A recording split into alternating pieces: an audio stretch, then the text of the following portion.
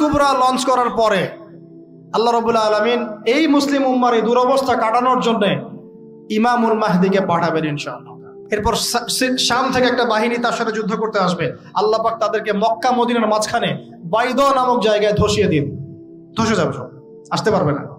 তারপরে বনু কালব নামে একটা গোত্র থাকবে আরবে, ওই কালবের সাথে ইমাম মাহদি যুদ্ধ হবে, ইমাম মাহদি জয়লাভ করবেন ইনশাআল্লাহ। কোত্থেকে আসবেন? নবীজি বলছে যখন দেখবে খোরাসান থেকে ব্ল্যাক ফ্ল্যাগস গুলো বের হয়ে গেছে, এভাবে আসছে হাদিসে, বরফের উপরে সাঁতার কেটে হলেও তাদের সাথে যোগ দিও। ওই সময় ওয়ার্ল্ডের অবস্থা কেমন থাকবে আমরা জানি না, হাদিসে এভাবে আছে।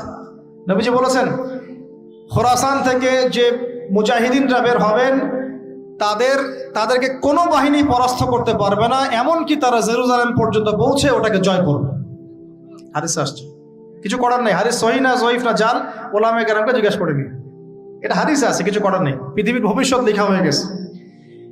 ইমামুল মাহদি এখান থেকে মদিনা থেকে তিনি পালিয়ে চলে আসবেন মক্কায়। তিনি নেতৃত্ব নিতে চাইবেন না, মানুষ জোর করে তাকে নেতৃত্ব দিবে। হাজার আসওয়াদ এবং মাকাম ইব্রাহিমের মাঝখানে তার হাতে বায়াত নেওয়া হবে। কতজন বায়াত নেবেন? 313 জন। 300। এরপর শাম থেকে একটা বাহিনী তার সাথে যুদ্ধ করতে আসবে। আল্লাহ পাক তাদেরকে মক্কা মদিনার মাঝখানে বাইদা নামক জায়গায় ধসিয়ে দিন, ধসে যাবে, সব আসতে পারবে না। তারপরে বনু কালব নামে একটা গোত্র থাকবে আরবে, ওই কালবের সাথে ইমাম মাহদি যুদ্ধ হবে, ইমাম মাহদি জয়লাভ করবেন ইনশাআল্লাহ। তারপরে তিনি সারা ওয়ার্ল্ডটাকে আবার রুল করা শুরু করবেন। হাদিসে আসছে তিনি গুনে গুনে গনিমতের মাল দিবেন না, মুষ্টি ভরে ভরে মুসলমানদেরকে দান করবেন ইনশাআল্লাহ।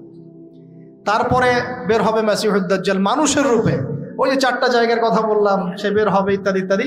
এবার সে মানুষের রূপ ধরে আমাদের সমাজে প্রবেশ করবে এবং তার অনুসারীদেরকে নিয়ে ম্যাসাকার করা শুরু করবে।